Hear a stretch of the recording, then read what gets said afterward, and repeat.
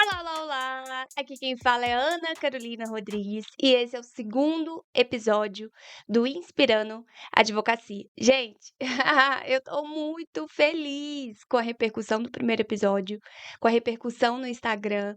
Muito obrigada desde já, se você tá aqui. Espero ajudar você de alguma forma, enfim, se você for advogada ou não. O que eu quero é ajudar, transmitir sabedoria e conhecimento. De forma bem rapidinha, para quem não me conhece, eu sou advogada, moro em Belo Horizonte, mas sou natural de Barbacena, formei em Direito em 2017 e me encontrei com a advocacia depois de me encontrar com o empreendedorismo e me apaixonar com o fato de ser minha própria chefe, né? Poder fazer várias parcerias, fazer meus horários, mas não é só isso. Tem toda uma parte por trás da advocacia autônoma que podem trazer muitas dúvidas para quem está começando. E aqui eu trago uma indagação. Será que não estamos sempre começando? Às vezes eu penso, além da advocacia autônoma, quais são, minhas outras opções? O que me espera? O formato de entrevistas, ele vem no sentido de que a atenção não se concentre em mim, mas sim em quem estiver sendo entrevistado. E o que aconteceu? Eu achei que para a gravação da primeira entrevista seria suficiente meu microfone de lapela e não foi.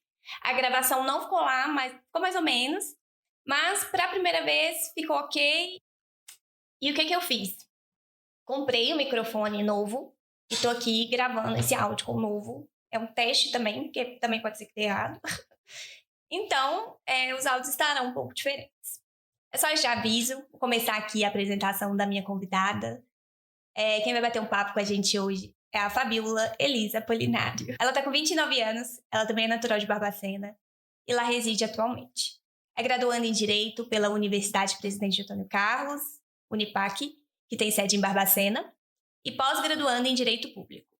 É advogada. Atualmente atua nas áreas civil e criminal e também é mentora em marketing jurídico, usando como meio de comunicação com o seu público, principalmente o Instagram, através do @FabiolaApolinário_ADV.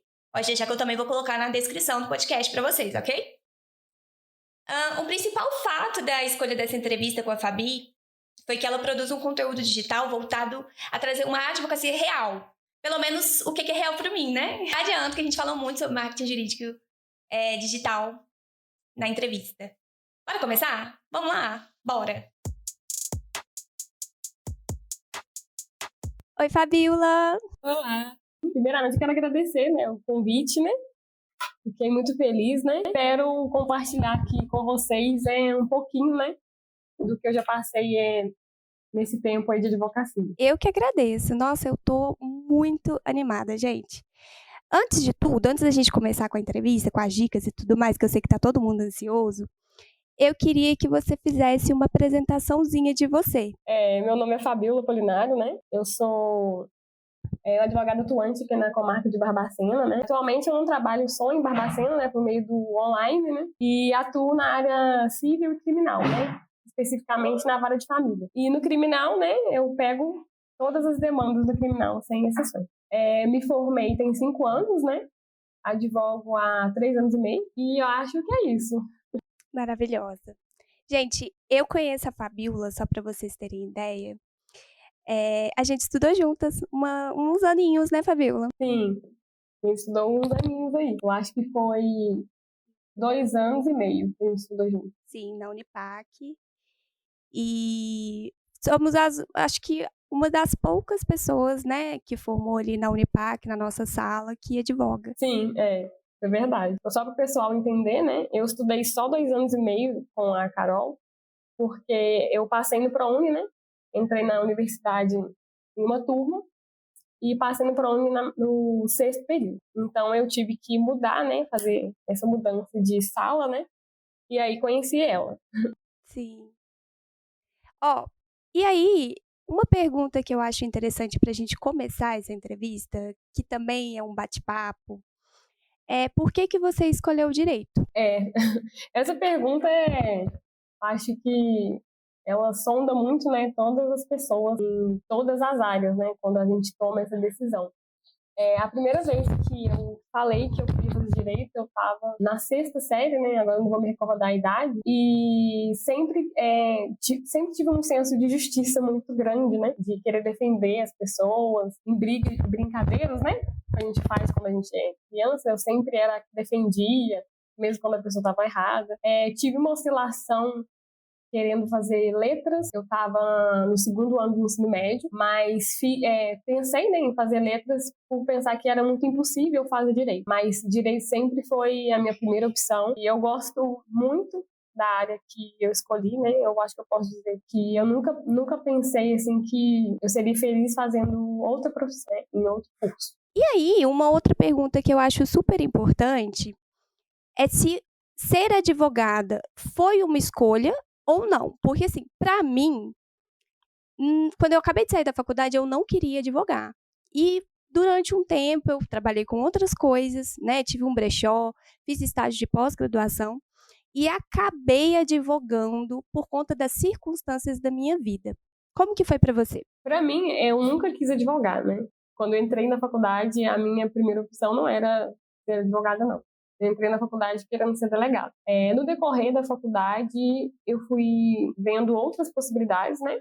Mas ainda na advocacia não era uma delas. Quando eu comecei a fazer estágio prático, né? Na área criminal, que eu achei aquilo interessante, né? Fiquei pensando assim, eu acho que eu quero fazer isso. Mas não tinha tanta certeza. Mas quando a gente estava no 10º período, eu costumo falar que eu tive um chamado para advocacia, né? Não foi uma escolha solitária, né? E eu senti que eu teria que advogar, né? Que esse era o meu propósito. Então, foi sim uma escolha, advogar. Que legal. Que lindo, é uma missão, né? Às vezes eu tento explicar essa circunstância para algumas pessoas e elas não conseguem entender. Por isso que eu falo um pouco superficial, né? Não querendo tocar na parte religiosa, né? Só para a pessoa entender que foi uma escolha. Essa pergunta é interessante, porque muitas pessoas usam a advocacia como última opção. Sim. Tipo, o que sobra, né? É. No meu caso foi um pouco assim. Confesso. Mas o legal é que, às vezes, você pensou na advocacia assim, eu tenho que advogar, né? Porque como se fosse o que sobrasse, né? E depois você vai se descobrindo como uma ótima advogada. Sim. E vai gostando da profissão, amando, né? É, Uma coisa que eu acho muito importante também é falarmos sobre nós como um todo. Às vezes a gente fica focado em falar sobre o nosso estado atual de advogado e esquecemos que nós somos muito mais do que isso, sabe? E aí eu queria saber se, além de ser advogada, você já trabalhou com alguma outra profissão. Eu escutei que você fez um estágio durante a graduação, mas eu queria saber se teve alguma coisa além disso, né? Eu acho que esses trabalhos nos ensinam muito e nos ajudam muito na prática diária. Eu, por exemplo, né, eu tive um brechó antes de começar a advogar e foi ali que eu vi que eu tinha um jeito para vender, que eu era desinibida nesse ponto. E foi isso que virou a chave na minha cabeça para eu começar a advogar. Como que foi para você? então, eu trabalhei na área da beleza desde meus 14 anos, né? Então, eu trabalhei como maquiadora, né? Comecei com 14 para 15 e trabalhei nesse ramo até me formar. E ministrei muito curso, né? Eu era instrutora de maquiagem, né? Então, como você disse, né? Esse contato com o público, esse período que eu trabalhei em salão de beleza, me ajudou muito, porque hoje em dia, né, hoje em dia não, né, quando a gente começa a advogar, né, a gente tem que ter um manejo com o cliente, né, a forma de receber o cliente no escritório, né, conversar, saber ouvir, e essa parte que eu trabalhei com o público me ajudou muito. Então, eu acredito que se eu não tivesse trabalhado, eu seria um pouco mais retraída, né, nesse ponto. E a parte de vendas também, né, porque eu vendia, né, divulgava meus cursos na internet. Então, isso me ajudou 90%. Que maravilhosa! Caraca. É, eu comecei a ministrar curso de maquiagem. Na época da faculdade eu dava curso, né? Então, já dei curso em instituto, né, com turmas. E dava também curso particular, né? Individual. Caraca. Hoje em dia, né? Falando ainda nessa linha de profissões, eu tenho dizem que é veia empreendedora, né? Eu sempre quero estar inovando e fazendo coisas novas, né? Então, eu advogo atualmente, né? E tenho uma loja virtual, né? De roupa feminina. Então, assim, eu sempre quero fazer coisas diferentes, né? Que não me deixam muito refém de uma profissão só. Isso é muito legal. E eu acho que tem muito essa questão da veia empreendedora mesmo. Sabe? Eu acho que até esse podcast representa isso. Porque eu também tenho essa veia empreendedora. Eu sempre penso além da advocacia, sabe? E eu acho isso ótimo. É muito importante, né? Mas voltando para a advocacia, nesse seu início de carreira, me diz o que você mais gosta. Acredito que não seja muito difícil, pelo visto você gosta muito do que você faz. E o que você mais odeia? Na advocacia, a parte que eu mais gosto é atendimento ao cliente. Eu gosto de contato com o cliente. Tanto que quando eu vou fazer atendimento online, né, virtual, não tem a mesma emoção. Então, eu gosto muito de atendimento ao cliente. Eu fico... eu acho que é adrenalina. Quando eu termino um atendimento, né, é uma sensação muito boa. E a parte que eu menos gosto na advocacia, não falando mal de outros advogados, mas é o egoísmo, né, da classe. Né?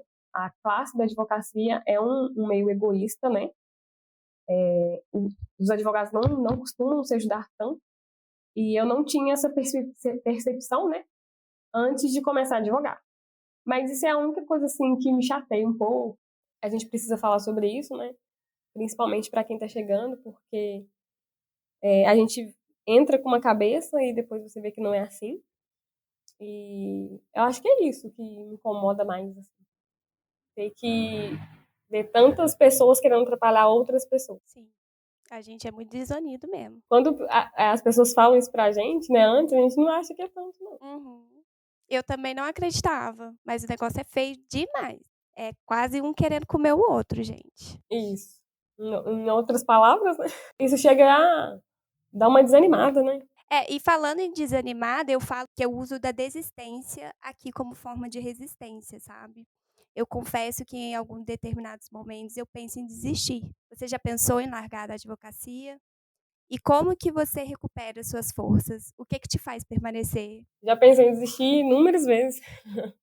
Eu acho que antes de eu falar os motivos que já me fizeram pensar em desistir, eu quero falar pro pessoal que pensar em desistir é normal, né? A gente tem que pensar primeiro assim. Não é coisa do outro mundo a gente pensar em desistir. Na linha do que eu falei na última pergunta, sobre essa desigualdade na classe, né?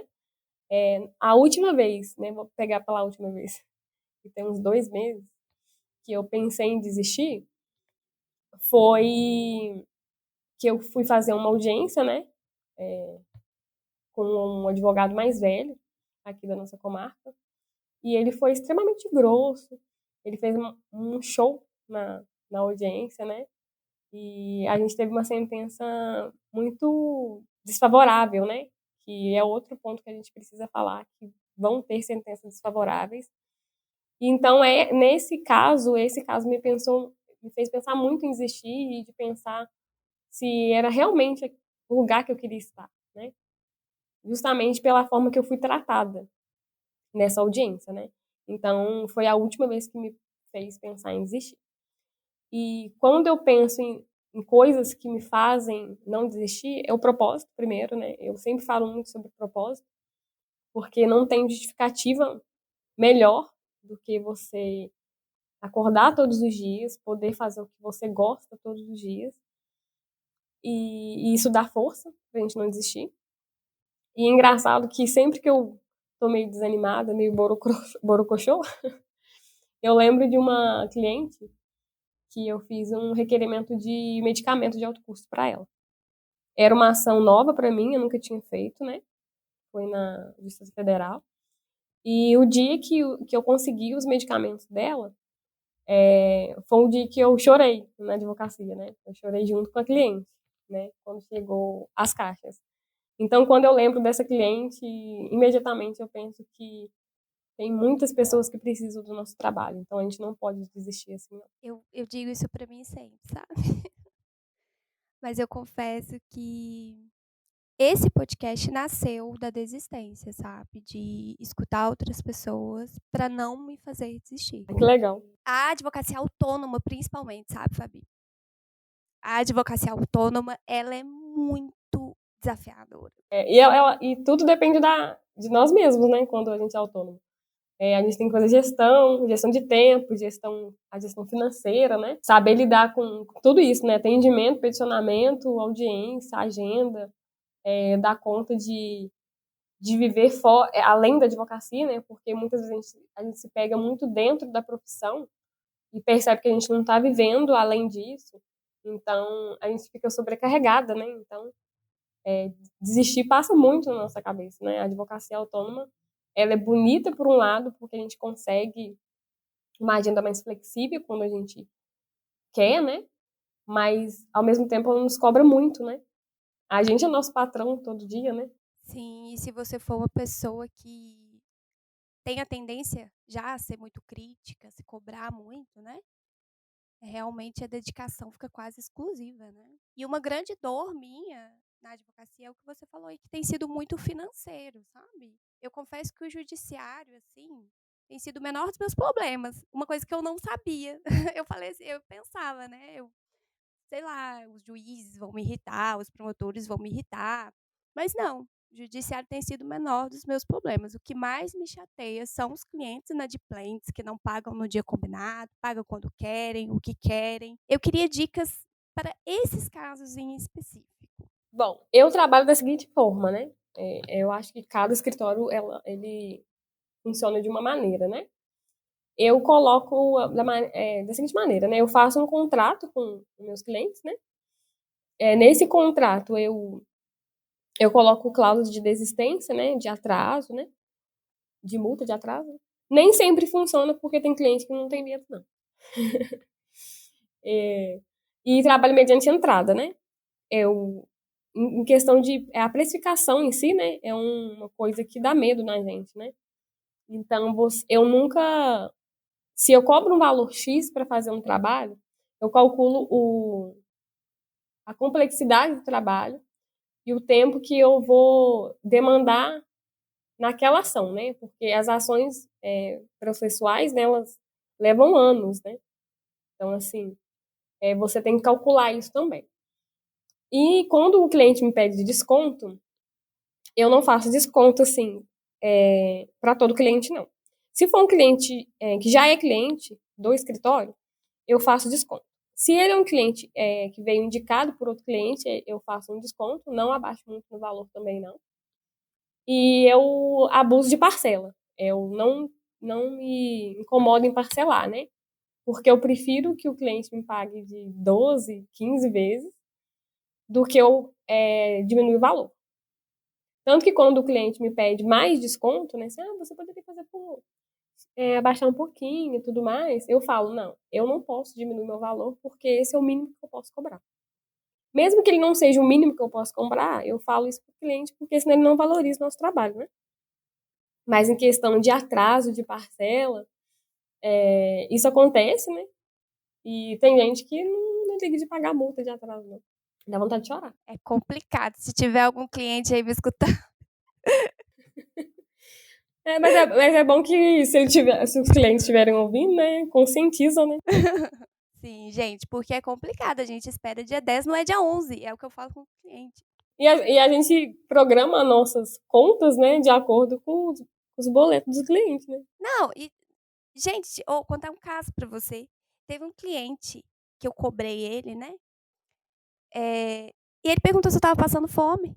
Gente, que absurdo. Juro pra você. Ele perguntou se você tá passando fome. Eu falei, gente, não é questão de passar fome. A gente combinou, combinado não É o justo, né? É o justo. Eu fiz o meu trabalho, você combinou as parcelas. Você comprometeu a pagar, né? Não há o que se discutir. Mas assim, a gente se depara com cada coisa na advocacia. Se a gente contar, o povo não acredita. Tem que ser muito bem humorado, né? Tem. Mas tem dia que a gente perde um pouco a paciência, né? Geralmente, quando é um cliente que me tira a paciência, porque a gente sempre tem aquele cliente que ele testa a paciência, né? Eu tento não responder ele na hora, porque senão eu vou ser grossa. Então, eu espero passar um dia, 2, para poder responder. Porque, às vezes, o cliente tem essa... Não falando só da inadimplência, né? Mas falando assim eu paguei e eu quero que você me responda a hora que eu quiser. Tem cliente assim. Então, eu espero o ranço passar, né? Para poder responder com mais educação. Porque se eu for responder na hora que o cliente me trata mal, não vai ser legal. Deixa baixar a poeira, assim, né? Isso. Mas tem cliente que a gente precisa demitir, né? E aí eu acho que é interessante a gente falar sobre isso, porque muitas pessoas se assustam quando a gente fala que demite cliente. O demitir cliente é quando você vê, eu no meu caso demito cliente. Quando ele não me respeita, né? Como eu falei antes, ele acha que ele tá pagando, ele pode me tratar da forma que ele gosta, que ele acha certo.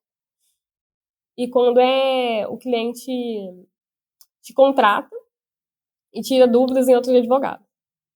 Aí eu prefiro não fazer o trabalho até o final. Com certeza, com certeza. É uma falta de respeito, né? E tá tudo bem demitir cliente, gente. Mas tem muita gente que aguenta alguns clientes até a gota d'água e não suporta ver a cara do cliente, mas não manda ele embora. E voltando mais para as dicas, para quem está começando hoje ou para quem quer começar, para quem pensa em advogar, mas não sabe o que vem pela frente, porque realmente é muito difícil saber o que vem pela frente. Eu queria mais 3 dicas principais para jovem advocacia. Eu vou dar 3 dicas que eu acho que ninguém me deu, né? Então, eu sempre gosto de, vamos dizer que é limpar o caminho, né? Dos que estão chegando com coisas que eu quebrei a cara lá atrás. A primeira de todas, né, são dicas que eu apliquei e tem dado certo. Marketing é o primeiro. Não desconfie do marketing, não tenha preconceito com o marketing, porque a nossa profissão ela é muito limitada em questão de propaganda. E então, se a gente não se mostrar, a gente não vai ser lembrado nem contratado, né? Então, invista na produção de conteúdo, invista no digital, porque hoje em dia eu posso falar que a minha advocacia, né, a minha carreira, ela se deve muito, muito à produção de conteúdo. Primeiro, porque eu era de uma área totalmente diferente da jurídica, né, da jurídica. Não tinha nenhum parente advogado que pudesse me inserir no mercado de trabalho. Então, o marketing me ajudou muito, muito. Se o meu nome é pronunciado em alguns lugares, se a pessoa lembra que eu sou advogada, é por conta da internet. O segundo, né, valorize o seu trabalho, né? Não tenha medo de cobrar, não cobre barato, né? Quando eu digo barato, é o que não é o justo, porque os processos demandam tempo, demanda anos, né? Você vai ficar com aquele cliente com você por um tempo, então valorize seu trabalho. Não tenha medo de cobrar o correto. E a terceira, trate a sua advocacia como uma empresa, mesmo que você esteja sozinho, né? A advocacia é o produto, né, que você tem na sua empresa, e a marca dessa empresa, desse produto, é o seu nome. Então, trate o seu nome como uma marca. Acho que as 3, assim, que eu acho que ajudam muito a começar com um posicionamento diferente. Quando eu comecei a advogar, uma das advogadas que eu comecei a seguir, assim, fervorosamente foi você, sabe? Que honra! Sim, sim. Tem outros nomes por aí, mas principalmente, Fabi, porque você traz uma advocacia real e eu me identifico com isso. Não sei se você vai concordar comigo, mas acho que tem muita gente aí produzindo conteúdo, advogados e advogadas, mas que eu não me identifico, sabe? Que parece uma realidade muito distante. Ou uma realidade que não existe, né? Isso, uma realidade que não existe, então não é aplicável, sabe? A minha realidade. E isso Então, faz a pessoa desistir. Quando a pessoa segue perfis assim, né? Tende ela a desistir mais do que o comum, né? Porque parece que quando você segue uma pessoa que prega uma advocacia muito longe da sua realidade, porque é muito status, é muito carro, relógio, celular de marca, com muita rapidez, né? Que o retorno ele não é tão rápido na advocacia, assim como não é para outras áreas, né? Isso assusta. Então, para quem assiste você ali nas redes sociais, quando você traz essa advocacia ostentadora, né? Vamos falar essa palavra, né? Que é uma ostentação fora do limite. As pessoas que estão iniciando acham que o problema são elas. Se fulano formou junto comigo, por que ela já tem isso, aquilo e eu não? Então tem alguma coisa errada comigo. As pessoas começam a duvidar de si mesmas, né? Então nisso, e nessa parte que você falou da advocacia real, eu prego isso no meu Instagram, né? Desde o primeiro dia que eu quis começar a criar conteúdo, né? Para mostrar, né, a rotina, eu gosto muito de mostrar a realidade. Ela não é fácil, ela não é linda todos os dias, mas é aquilo ali que acontece, né? Gostaria muito de mostrar muito mais, né? Mas a advocacia real, ela é bonita, mas ela é dura. Então, eu fico muito feliz, né, de você se inspirar, né, no perfil e de alguma forma eu conseguir te ajudar, né? Sem nem saber. Sim, sim. E o legal do produzir conteúdo é isso, né? Às vezes a gente não sabe em quem a gente está tocando. Não, é muita responsabilidade, né? Sim, sim, muita. O que a gente coloca aí, a gente está propagando, né? Então, tem que saber direitinho o que a gente está plantando, né? É, Mas falando em Instagram, eu tenho uma dúvida. É possível captar clientes pelo Instagram? é possível. Essa é uma pergunta que eu recebo muito. É possível. Hoje em dia, 70% dos meus clientes vieram no Instagram. Não são necessariamente clientes que me seguem no Instagram, mas que um parente segue, ou a filha segue, tipo a mãe, ou o primo segue e me indicou. Mas você consegue sim, né, reverter seguidores em clientes, sim. Claro, com uma produção de conteúdo intencional, né? Que eu sempre falo. Não adianta a pessoa, querer produzir conteúdo e só postar a foto na foto do fórum, né? Quando eu falo isso, às vezes a pessoa me olha assim, de rabo de olho, mas é porque quando eu falo a produção de conteúdo intencional, é porque quando a gente pega para produzir o conteúdo, ele é a extensão do nosso trabalho. Ele não é uma diversão, né? Eu tirar foto só na porta do fórum e desaparecer e aparecer depois de 15 dias postando a foto do meu notebook, isso não é uma produção de conteúdo intencional. Então ela não costuma reverter o cliente, o seguidor em cliente.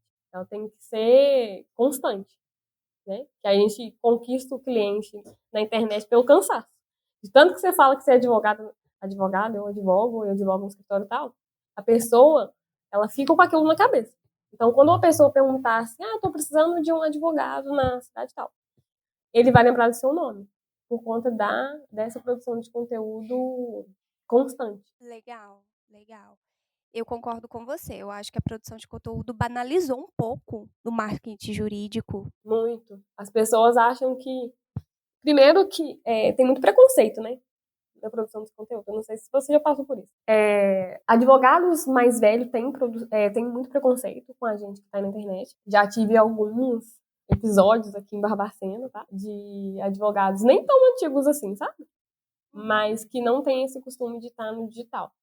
E já publicaram coisas falando mal de advogado, né? Aí eles costumam chamar a gente de advogado de Instagram, tá? E já fui atacada, assim, não vou ser atacada, né? Não acho que é uma palavra muito forte. Mas já foram direcionadas palavras para mim, né? Tratando a pessoa que produz conteúdo como o advogado que não tem cliente. E hoje em dia, eu acho que já teve épocas que eu deixei passar, não discuti. Mas hoje em dia, quando a pessoa fala isso diretamente para mim, ou eu vejo, eu rebato. Porque para você ser advogado e ser advogado de Instagram, né, entre aspas, você tem que ter muito planejamento, muita organização. Então, não é uma coisa que eu deixe as pessoas me menosprezar, né? Por conta disso, não. Né? E a gente tem que colocar isso na cabeça. É um trabalho, é a sua imagem que você está divulgando, né? O seu trabalho. Então, tem que ser de forma responsável e real, né? Que é o principal. Eu acho que o novo assusta. Muito. E além do Instagram? Indicação de clientes que já foram meus clientes. Os primeiros clientes, né? Eu acho que a gente é importante, já que a gente vai falar de cliente, eu acho que o melhor é a gente começar falando de onde vêm os primeiros clientes. Os primeiros clientes sempre vai ser do círculo de convivência nosso. Ou amigo, ou família de amigo, né? Os primeiros foram esses. Segundo, vem os do Instagram, né? Da rede social. Eu falo Instagram porque eu estou mais ativa no Instagram, mas tem Facebook, depende muito do cliente que você quer atingir. E depois que você tem o cliente, né, vindo desses 2 pontos, você precisa fidelizar o cliente. Quando você fideliza o cliente, ele volta e ele te indica. Eu acho que o melhor cliente é aquele que te indica para todo mundo. Eu adoro esse cliente. Acho que é o melhor. Eu também adoro. E sempre tem um cliente que te indica para todo mundo, né? Mesmo não sendo sua área, ele tá lá te indicando.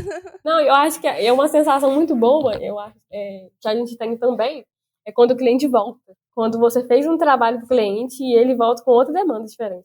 Aí você fala, gente, eu realmente fiz um negócio direito. Você pensa, ele gostou de mim. A gente fica com Realmente. um orgulho, né? Dá um orgulho mesmo. Bom, vamos falar de sonhos? Vamos. Você sonha com um próximo nível na sua profissão? Você acha possível?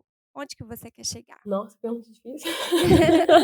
Então, é verdade, às vezes eu sento assim, gente, e fico pensando que hoje em dia, né, eu tenho 3 anos e meio de carreira, né?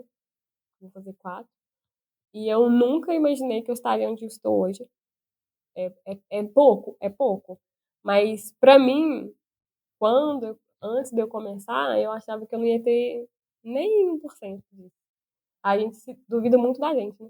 E eu lembro quando antes de eu começar a advogar, que eu comecei a seguir perfis, né, na internet, e eu estava estudando para a OAB ainda, e eu falava assim que eu queria ser uma advogada palestrante.